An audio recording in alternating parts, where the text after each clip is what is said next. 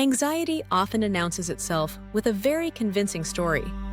It tells us the problem is the flight we're about to take, the email we're waiting on, the presentation we haven't finished, or the conversation we're dreading. It feels practical, urgent, and specific.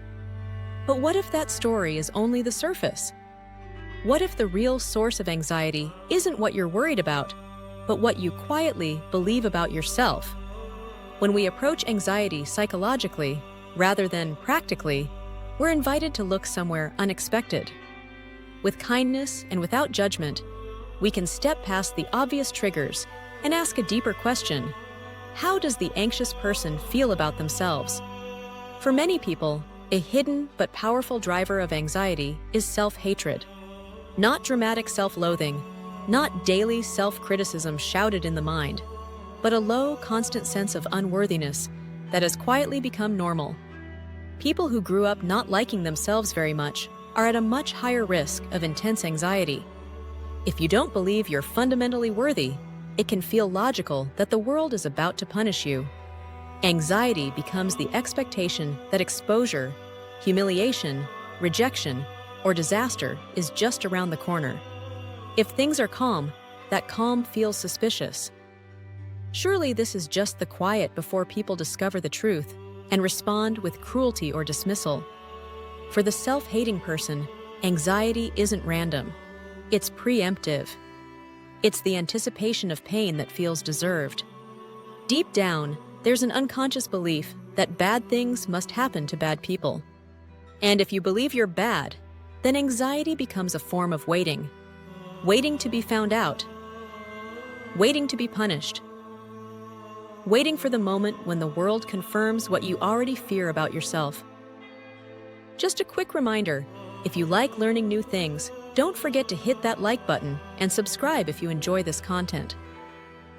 One of the most troubling aspects of this dynamic is how invisible it can be. Many people suffering from low self-esteem don't experience it as a problem. Disliking oneself has simply become second nature. It feels factual rather than emotional, obvious rather than cruel. There's no rebellion against it because it doesn't even register as a belief. It feels like reality. To begin uncovering this hidden sorrow, we sometimes need to ask ourselves questions we've never paused to consider. Questions like, do I broadly like myself as I am? Do people benefit from having me in their lives? If I didn't know myself, would I think I was basically okay? Growing up, did I feel I had a right to exist, not because I achieved something, but simply because I was here? If your honest answers lean toward disagreement, it may explain a great deal. You may not be anxious because your life is especially dangerous or demanding. You may be anxious because you like yourself less than is healthy, and certainly less than you deserve. Anxiety, in this sense, is not a sign that something terrible is about to happen. It's a sign that something painful has already happened, and its effects were never fully addressed.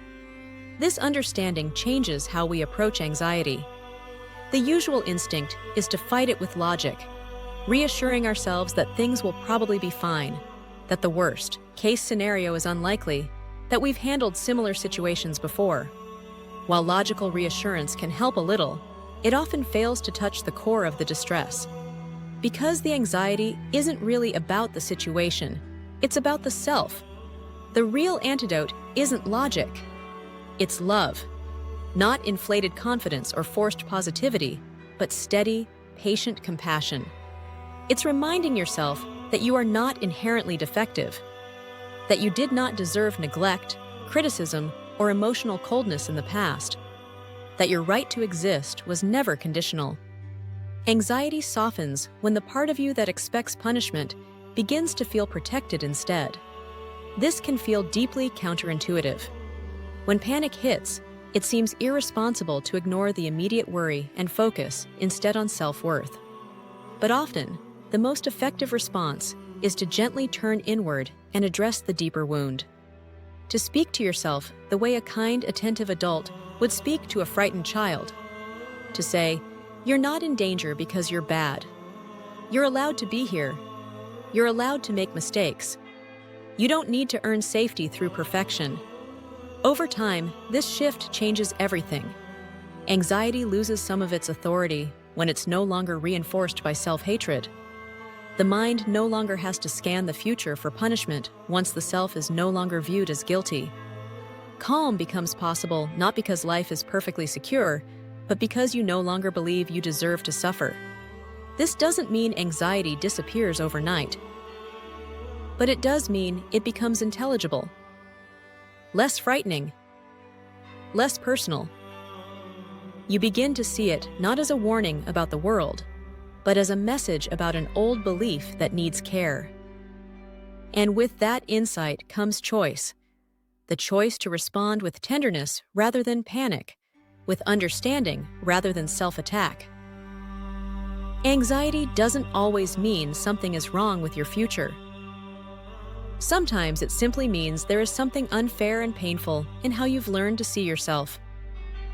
And healing begins not by fixing the world, but by slowly, patiently, learning to stop hating who you are.